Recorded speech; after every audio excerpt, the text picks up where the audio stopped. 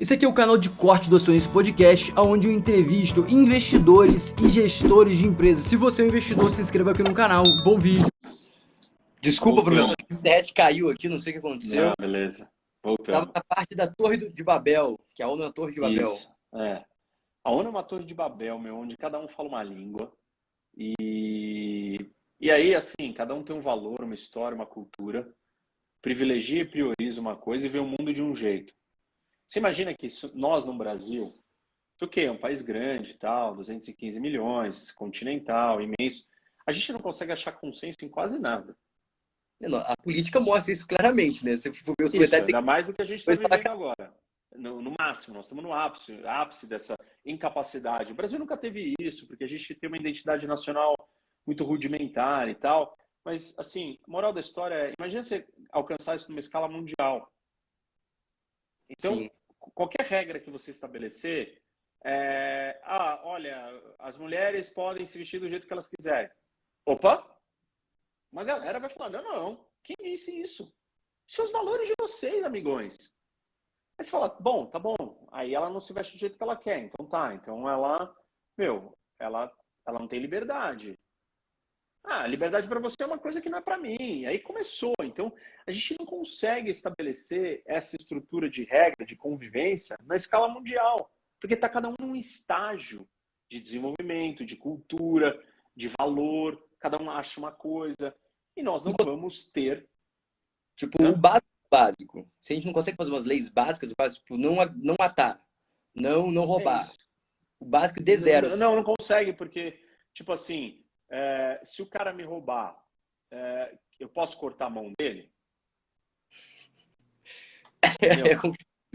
Tipo, nós não temos essas coisas estabelecidas, confirmadas, e sem isso você não consegue criar as regras fundamentais para você ter uma constituição do mundo. Nós não estamos nem de perto disso. E não adianta só fazer a Constituição, porque tem que se fazer valer. Isso não é o problema do Brasil. Escrever um monte de coisa maravilhosa, ou absurda, ou utópica na nossa Constituição, de botar na prática. Você tem que ter uma sociedade real, unida, coesa, que fale a mesma língua. Ninguém nem fala o mesmo idioma. Literalmente é uma torre de Babel. Então nós não teremos isso no mundo. E qual é a regra, então, que nós vamos viver? Sobre qual regra? Hoje a regra que vale é a regra da força também, a regra da política. Não é só a regra da economia. E as pessoas acham, porque elas não vivem, principalmente nós aqui no mundo democrático, não entendemos o que é o uso da força. É muito difícil para o brasileiro entender. Por que alguém vai para a guerra? Que negócio sem noção, vão se matar, vão perder dinheiro. Então, o mercado, o Brasil inteiro, quando se viu a possibilidade de guerra na Ucrânia, não, imagina, Putin, ele vai parar de vender gás para a Europa, ele não pode, ele não vai fazer isso. Eu falei, gente, vocês não entenderam nada. Não é a lógica econômica que dita a tomada de decisão dele. E quando é a lógica econômica, a lógica de custo e benefício, é sobre outra ótica. E vocês não concebem isso, porque a gente não acha que alguém vai para a guerra, porque alguém vai morrer por isso. A gente só pensa na visão mercantilista aqui no Brasil, que é econômica. Quanto um ganha, quanto o outro ganha. Cara, assim, o Tucídides escreveu na Guerra do Peloponeso que existem 3 razões por que os países entram em guerra. A primeira é medo, a segunda é honra e a terceira é interesses. No interesse, você pode abrir uma flechinha e falar interesses econômicos. Ok, mas existem outras razões por que as pessoas entram em guerra, porque nações entram em guerra. E não tem a ver só com interesse econômico. Então, a gente precisa expandir a nossa compreensão sobre o que é política, o que é medo, o que é honra, o que é estratégia, o que é ameaça, o que é insegurança, o que é vulnerabilidade. Porque esses fatores estão colocados na mesa quando um país vai decidir como ele vai agir. E, assim, o Brasil se dá o luxo de pensar pouco sobre esses assuntos. Porque nós estamos isolados, porque nós não temos nenhum vizinho grande ameaçador, porque até mesmo nas situações que a gente está se colocando em extrema vulnerabilidade, como, por exemplo, depender da economia chinesa, isso é de extrema vulnerabilidade, não é só porque é a China é um agravante a mais, mas depender só de um país é muito vulnerável. E o Brasil está se colocando nesse buraco sozinho há muito tempo. E por que a gente não pensa nisso? Porque a gente não olha para questões estratégicas. A gente não olha para questões políticas. Isso não é relevante para o Brasil. O Brasil só pensa com o ponto de vista econômico. Ah, não, nós estamos vendendo muito, a China está vendendo para cá, nós somos parceiros, está tudo bem. Peraí, e do ponto de vista estratégico, está tudo bem depender da China assim? Está tudo bem depender de um país controlado por um ditador, por um regime comunista tão rígido quanto a China? É ok? É seguro isso para nossa segurança nacional, para nossa proteção como nação? Por que um ucraniano vai lutar e se matar para salvar o seu país? Por que ele não se entrega para os russos? Entendeu?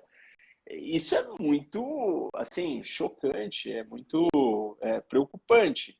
Mas eu diria assim, que é isso que nós precisamos entender, porque senão o Brasil e o resto do mundo que não presta atenção nesse assunto não vai entender o que vai acontecer nos próximos 10 anos. E vou mais longe. A próxima década, de 2022 até 2032, ou de 2023 até 2033, é a década mais perigosa que o mundo vai viver depois do fim da Segunda Guerra Mundial. É o momento de maior instabilidade do mundo essa próxima década. Nós temos uma combinação de fatores colocados. A volta da geopolítica clássica, da rivalidade entre grandes nações, por disputa de território, por disputa, enfim, fundamental de coisas bem básicas, que não estava mais no game, que estava adormecido e congelado. Somado a isso, nós temos a ascensão da China, que é um país ditatorial. Nós temos o Putin ficando mais agressivo e descontrolado. Nós temos uma Europa refém e vulnerável. E nós temos um Estados Unidos problemático, porque ele está dividido, polarizado e fragmentado, correndo um risco de colapsar por dentro. Aí você soma esses fatores de cada dos países principais com grandes conjunturas de problemas externos mundiais. Quais? Mudanças climáticas. 1. 2. Pandemias, doenças mundiais, globais que podem afetar o mundo inteiro. 3. Proliferação nuclear. 4. Alimentação. E 5. Energia. Que a energia está ligada com a questão das mudanças climáticas e a alimentação também, de uma certa forma, se conecta com esse tema. E são temas que precisam da coordenação, da ação conjunta de muita gente. Só que como é que você vai ter ação conjunta se o mundo está de volta à geopolítica acirrada, tensa, rivalizada, perigosa, invasão de território, cálculo de jogar bomba atômica, cálculo de invadir outra ilha, outro território, enfim, tem tanta coisa acontecendo que o cenário é muito destrutivo para o que precisa ser endereçado. Isso não é pouca coisa. E aí as pessoas não vão entender para onde o mundo vai e está indo se elas não pararem e prestarem atenção. Isso não é só opinião e concordar ou não. É entender que tem forças maiores de como o mundo está organizado e que elas estão se manifestando. E nós estamos assistindo isso acontecer.